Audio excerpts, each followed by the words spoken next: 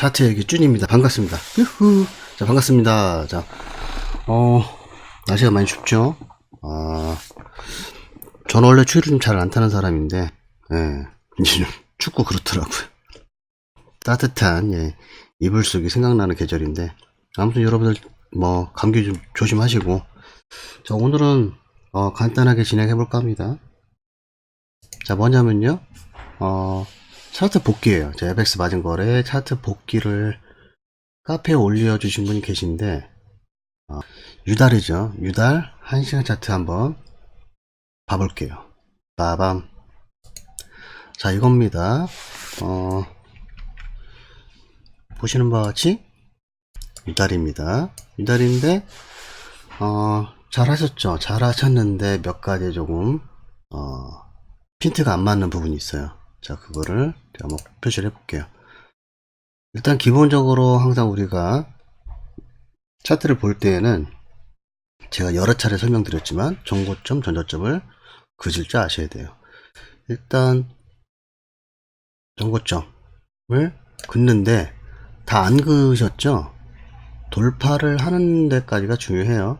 그리고 여기도 여기까지만 긋는 게 중요한 게 아니라 실제 차트가 지나가는 부분까지 이렇게 그으셔야 되는 게 맞는 거죠. 잘 그셨어요. 그러니까 지금 이분 같은 경우는 파동은 어느 정도 눈에 좀 들어오시긴 한 것 같아요. 아직 흐름을 어떻게 읽어야 될지 모르니까 이렇게 어디까지 그어야 되는지를 좀 잘 모를 수도 있긴 한데, 자, 일단은 다 긋는 게 맞긴 맞았죠. 자, 전고점, 전저점 그어야 되고, 여기도 전고점도 언제 어디서 돌파될지 모르기 때문에 사실은 최대한 끝까지 그어주시는 게 맞습니다. 돌파를 했죠. 돌파를 했죠. 지금 같은 경우는 이렇게 연장선상이 좀 될 수도 있겠네요. 그쵸? 여기도 같이 이제 전저점을 만든 구간이기 때문에 잘 됐죠. 자, 그 다음에 전저점을 긋는 게 맞죠. 여기도 이후에 파동 그림이 어떻게 될지 모르기 때문에 그어줘야 되는 게 맞고, 여기도 연장선상이 사실은 필요하죠. 그래서 여기까지 그어주시는 게 맞아요. 맞고, 그러면 나머지 부분이 지금 제가 이제 선을 안 긋는 부분도 있잖아요. 여기 그럼 전고점 맞느냐? 예, 맞습니다. 여기는 맞긴 한데 좀 더 돌파를 했어야 되는 게 맞는 거고요.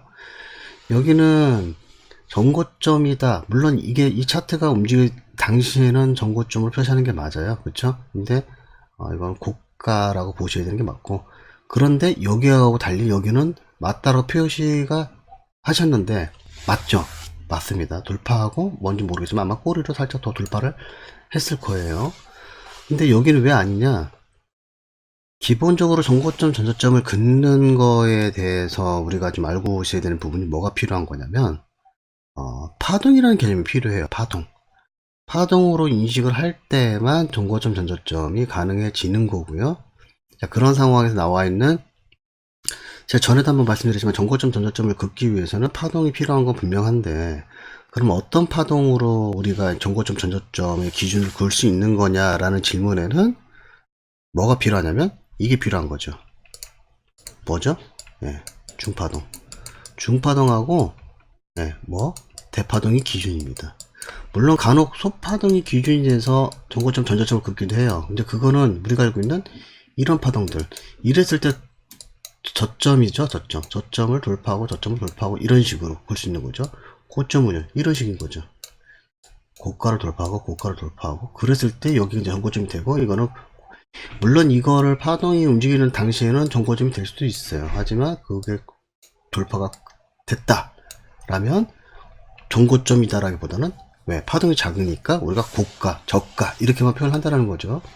캔들의 고가, 저가의 개념이 아니라 파동의 고가, 저가를 말씀드리는 겁니다. 착각하시면 안 돼요. 오해하시면 안 되고요. 그죠? 그런 개념으로 봤을 때, 소파동으로 봤을 때 전고점, 전저점 될 수 있는 건 이런 경우란 말이죠. 이런 경우. 근데 그걸 제외한 나머지는 대부분 뭐다? 예, 이겁니다. 중파동이나 대파동인 경우에서만 우리가 전고점, 전저점을 인정할 만하다 라고 이렇게 말씀드리는 바죠. 그렇기 때문에 얘는 전고점으로 보기에는 다소 무리가 좀 있다. 하지만 얘는 가능하다. 왜 가능할까요? 왜? 그러니까 이게 차트가 힘든 게 뭐냐면, 제가 누차에 말씀드렸지만 이런 거죠. 파동에 대해서 정의를 내리기가 상당히 힘들어요. 그리고 코에 걸면 코걸이, 귀에 걸면 귀걸이가 되기 때문에, 그렇기 때문에 그런 경우도 있죠. 그러면 얘는 왜 가능하냐, 여기가. 왜 얘는 아니죠. 왜? 파동으로 불만한 게 전혀 없어요. 그래서 아니라고 말씀을 드리는 거고. 그러면 왜 얘는 가능하냐라고 얘기하면, 파동이 맞죠?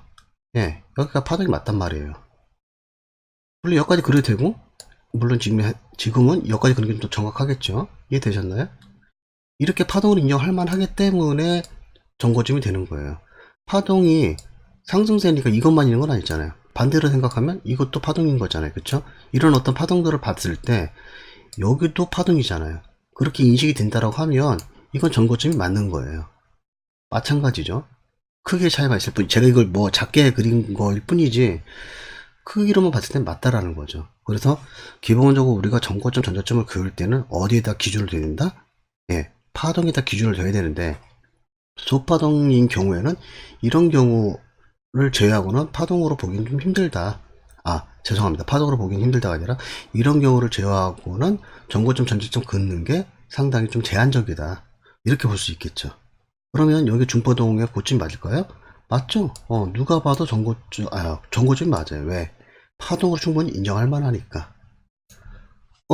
그러면 얘는 파동으로 인정할 만합니까? 안 됩니다. 그래서 전자점이 될 수가 없어요. 무슨 얘기냐? 여기부터 시작해서 이게 파동으로, 여기까지 파동으로 보기에는 민망한 수준이라는 거죠. 하락 조정을 주긴 줬는데, 이걸 과연 우리가 조정으로, 물론 조정이라는 개념으로 볼 때는 맞아요. 하지만 파동의 조정으로 볼 때는 맞느냐라고 봤을 때 아니라는 거죠. 그렇기 때문에 여기 있는 전저점이 의미가 없는 거예요. 그래서 무조건 전저점을 긋는 건 아니라는 거죠. 그러면 왜 이 정고점, 전저점을 돌파하는 데까지 긋는 거냐? 돌파할 때까지 긋는다라는 이유는 하나예요. 하나. 정고점을 돌파하고도 여전히 재상승할 가능성이 높은 건지, 아니면 상승하지 못하는 건지에 대한 뭐를 보기 위해서, 예, 시나리오가 나와준다는 거죠. 우리 매매법이 어떤 매매법이에요? 네, 시나리오 매매법. 이 시나리오가 지금은 정거점, 전전점 긋고 파동 긋는 거에 아직은 연연할 수밖에 없는데, 그런 의미로 봤을 때 지금은 모르지만 일단은 형태적으로도 맞아야 되기 때문에, 그쵸? 예를 들면 이런 거잖아요. 정거점을 만들고 파동을 만들고 돌파를 못하고 내려왔죠. 보통 요 정도까지 거리라면 사실 재상승을 해야 되는 게 맞아요. 맞아야 되는데 못하니까 일단 한동안 많이 빠졌다가 이 전저점을 건들고 이제서야 올라가는 모습을 보인다는 거죠. 물론 여기서도 더 올릴 수도 있고, 더 이게 이후의 흐름이 여전히 파동을 만들고 빠지는 척해서 올릴 수도 있단 말이에요. 그래서 이게 돌파를 했냐 안 했냐에 따라서 시나리오가 달라지기 때문에, 앞으로 상승을 하려면 이렇게 시간의 텀을 많이 두고서 밀 수도 있겠구나, 아니겠구나 라는 시나리오가 나와준다는 거죠. 그런 걸 알기 위해서 이 전저점을 돌파했느냐 안 했느냐가 좀 더 중요해지는 거죠. 그런 의미로 봤을 때, 파동으로서의 의미로 봤을 때 정고점, 전저점이 의미가 있어지는 건데, 얘는 파동으로 보기에는 힘들기 때문에 전저점을 그을 수가 없다 라는 거죠.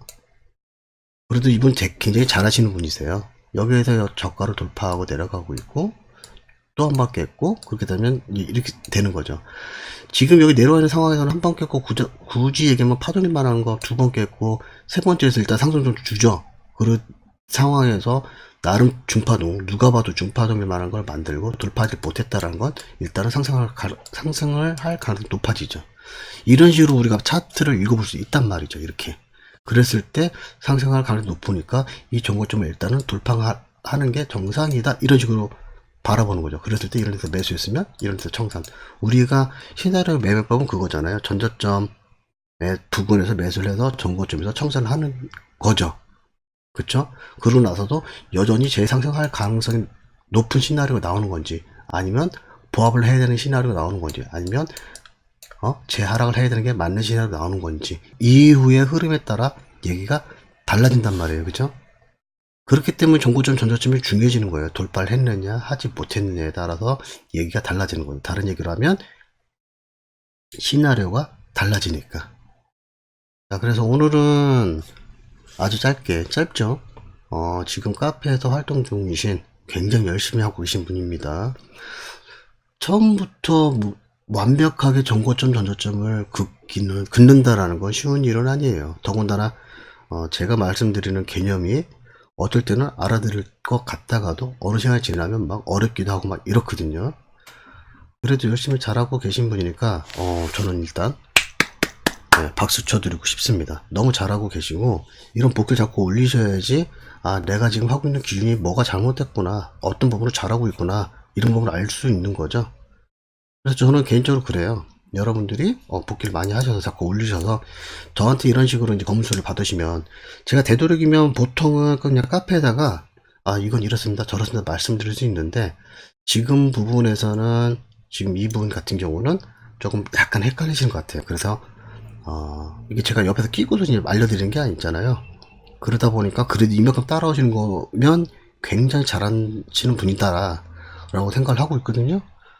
아무튼 상황에 따라서 이렇게 영상을 통해서 이제 옆에서 그렇게 과외하듯이 알려드릴 수 있는 부분도 있으니까 여러분들 많이 한번 참여해 주시면 좋을 것 같습니다. 아무튼 너무 잘하셨고요. 이분은 몇 번만 좀 더 이렇게 제가 이렇게 가이드를 좀 잡아드리면 아마 다른 복귀로 이렇게 할 수 있지 않을까 생각을 해봅니다. 자, 고생 많으셨습니다. 자, 매매하시는 모든 분들이 장고가 빵빵해질 그날까지 이 영상은 계속됩니다. 자, 끝까지 시청해 주셔서 감사합니다. 사랑합니다.